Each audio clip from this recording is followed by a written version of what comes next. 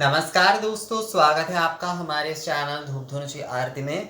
दोस्तों, धूप अभिषेक के वीडियो के बाद बहुत सारे लोग मुझसे बहुत सारे सवाल कर रहे हैं। बहुत सारे लोग बोल रहे हैं कि दादा ये धूप अभिषेक के बारे में तो हमने सुना ही नहीं है, धूप अभिषेक आदि के बारे में। पर दक्षिण भारत से भी कुछ लोगों ने जैसे मुझे कहा कि हाँ, मंदिर आदि में तो धूप अभिषेक किया जाता है। कई मंदिर में मूर्ति विग्रह आदि जहाँ पर प्रतिष्ठित है। रघुनाथ जी के एक जन बोल रहे थे, उनके वहाँ पर ये धूप अभिषेक आदि किया जाता है।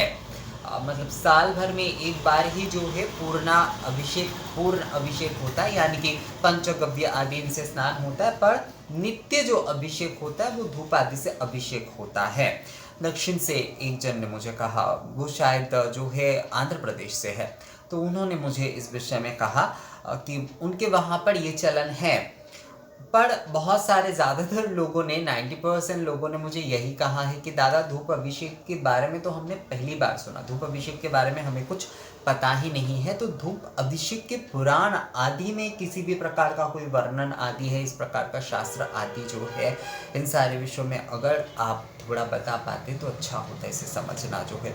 असल में विषय क्या है कि यहाँ पर जैसे कि मैं आप लोगों को हर चीज़ों की विषय में, ज़्यादातर चीज़ों के विषय में, आगम आदि के प्रमाण के विषय में या उससे आपको बताता हूँ, तो ज़्यादातर लोगों को मैं देखता हूँ कि कोई भी रिचुअल्स या कोई भी विधि बताने के बाद जो है ना, उन्हें शास्त्र प्रमाण चाहिए होता है। मतलब वो शास्त्र प्रमाण उसके विषय में चाहते हैं। देखिए, शास्त्र प्रमाण में मैं जो आपको बता रहा हूँ या जो रिचुअल्स आपको दिख रहा है, एकदम जो है उसका ही एकदम पूरा का पूरा वर्णन मिलेगा, वो विषय नहीं है। शास्त्र में हमेशा जो है ना, जो विधि है या फिर जो है उसका एकदम एकदम से लाइन बाय लाइन जो है आपको वर्णन मिलेगा, ऐसा नहीं है।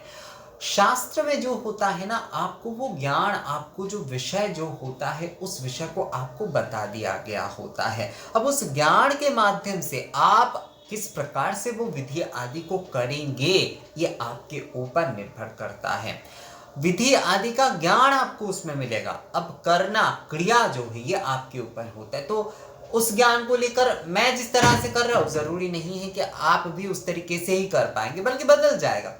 हर किसी को कहते हैं कि एक गुरु के अगर 5 शिष्य हैं, तो गुरु तो एक ही विषय सिखा रहे हैं, पर शिष्य जब जो है बताएंगे या फिर शिष्य जब कोई पुस्तक लिखेंगे, तो उनके अलग अलग भावों का प्रकाश उसमें होता है। तो यही विषय है कि ज्ञान का प्रकाश जब भी जो है हम क्रिया के माध्यम से कुछ करने जा रहे हैं, तो उसमें जो है ना, कुछ अपने विषय आ जाते, कुछ अपने भाव आ जाते हैं उसमें। तो जो लोग हमेशा ये सोचते हैं कि जो विधि आदि जो है एकदम लाइन बाय लाइन जो है उसका एकदम वर्णन मिलेगा, ऐसा नहीं हो सकता। उसके मूल ज्ञान को हमें देखना होगा। उसके जो मूल ज्ञान है, उसके माध्यम से आप अब जो है क्रिया आदि हर किसी के अपने अपने भाव, अपने अपने तरीके से करते हैं।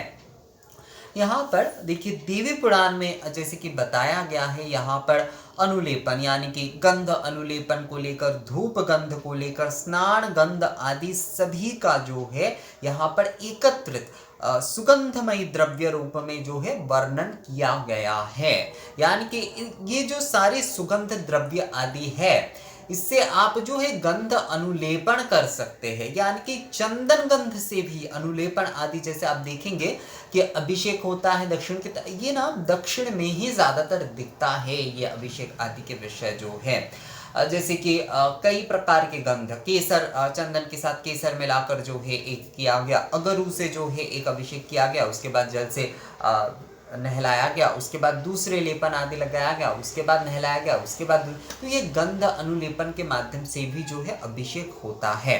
स्नान जल आदि के माध्यम से होता है अभिषेक, जैसे कि पंचगव्य पंचामृत से होता है। अलग अलग औषधि 108 कटोरी में या फिर जो है कलश में जो है औषधि वस्तुओं को लेकर जो है अभिषेक आदि किए जाते।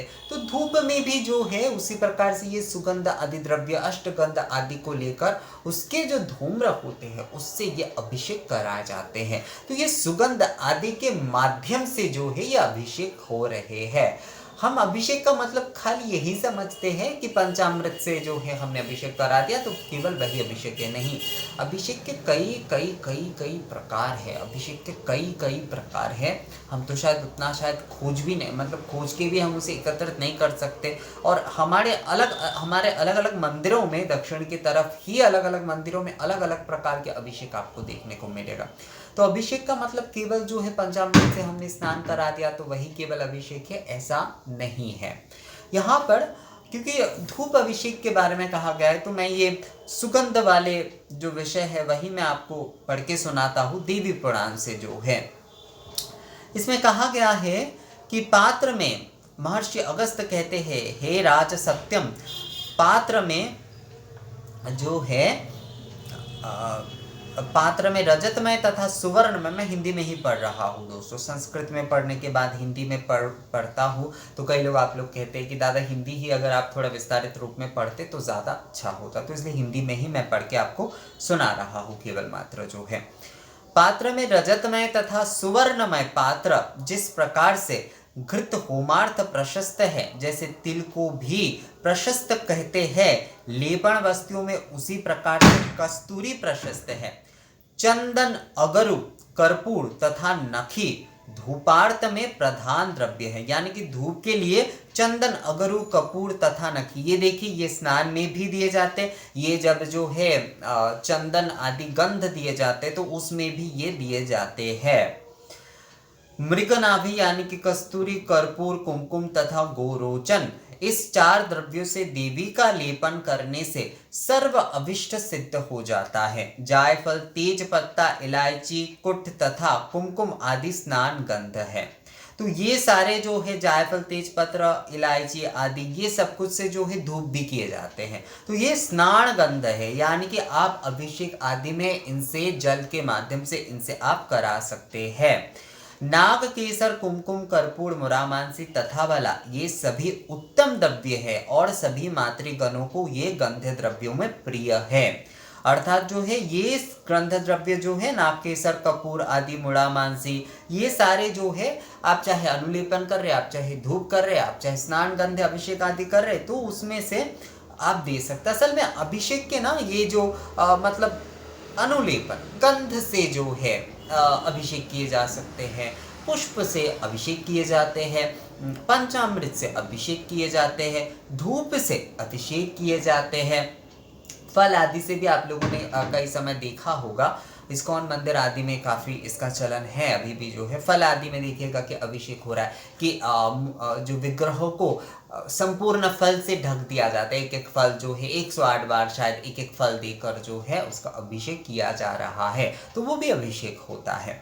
तो हर वस्तु से अलग अलग प्रकार से अभिषेक किए जाते हैं। अभिषेक का मतलब केवल मात्र जो है स्नान गंध से भी अभिषेक होता है, जबकि स्नान जो होता है मतलब स्नान के प्रक्रिया अनुसार अभिषेक होता है। स्नान तो वैसे देखिए केवल मात्र कर्पूर जल या फिर जैसे उपचार आदि हम करते हैं तो उस समय जैसे कि कपूर जल या फिर जो है चंदन जल से ही हम स्नान करा देते या गुलाब जल से हम स्नान कराते हैं, तो स्नान जो है वो संक्षिप्त हो जाता है। अभिषेक जब जल से हम करा रहे हैं तो वो भी स्नान ही है, पर वो विस्तारित रूप से हो रहा है।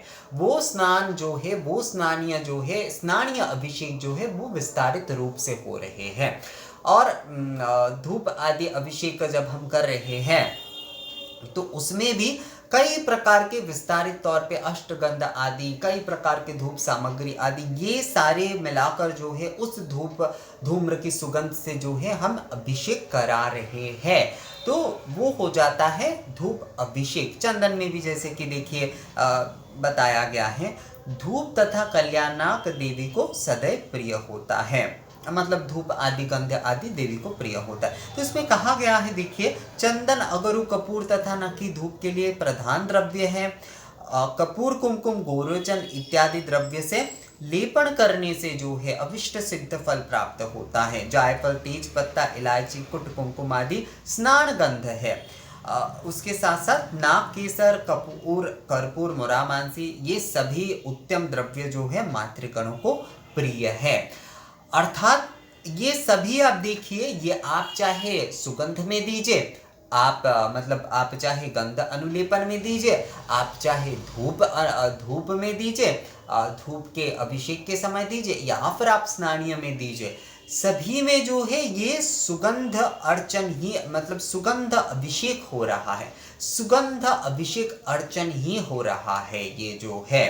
तो स्नानीय से जब हम स्नान द्रव्यों से जब हम जल आदि के साथ जो है हम अभिषेक करा रहे हैं, तो वो जो है विस्तारित तौर पर जब हम करा रहे हैं स्नान गंध आदि से, स्नान गंध आदि जो है जल आदि में मिलाकर जो है, तो वो स्नान के तौर पर मतलब जल आदि के साथ, औषधि आदि के साथ, पंचामृत आदि के साथ जो है वो अभिषेक हो रहा है विस्तारित तौर पर। जैसे कि मैंने आपको बताया कि स्नान संक्षिप्त में होता है केवल जब हम स्नानीय अर्पण कर रहे हैं, पर जब स्नान वस्तु आदि से अभिषेक करा रहे हैं तो वो विस्तारित हो जाता है। गंध अनुलेपन में भी कई प्रकार के गंध आदि जो है उससे लेपन तैयार करके जो है उससे जो है अभिषेक कराया जाता है, गंध अभिषेक जो है।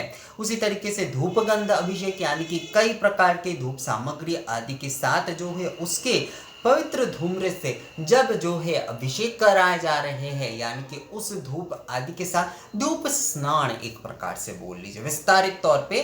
जैसे कि स्नानीय में जैसे कि स्नान गंध आदि से जल के साथ हो रहे हैं, ये जो है वही सारे सामग्री आदि जो है ये धूप के साथ देकर जो है विस्तारित तौर पर एक धूप स्नान हो रहे हैं, जो कि अभिषेक यानी कि स्नान जब विस्तारित तौर पर होता है तो वो जल अभिषेक पंचामृत अभिषेक हो जाता है। तो उसी प्रकार से हमारे धूप के माध्यम से, बहुत सारी सामग्री आदि के धूप के माध्यम से जब हम जो है धूप शुद्धि कर रहे हैं, धूप स्नान करा रहे, शुद्धि का मतलब इस स्नान का अर्थ जो होता है शुद्धि होता है। तो जब हम धूप शुद्धि करा रहे हैं तो वही जो है धूप अभिषेक हो रहा है। तो शास्त्र में हमारे सुगंध आदि द्रव्य से अलग अलग प्रकार के इस प्रकार से अर्चन आदि कहा गया है, और इससे ही हम जो है धूप अभिषेक, पुष्प अभिषेक, हम जो है स्नान अभिषेक, उसके साथ साथ गंध आदि के अभिषेक जो है हम करा सकते हैं।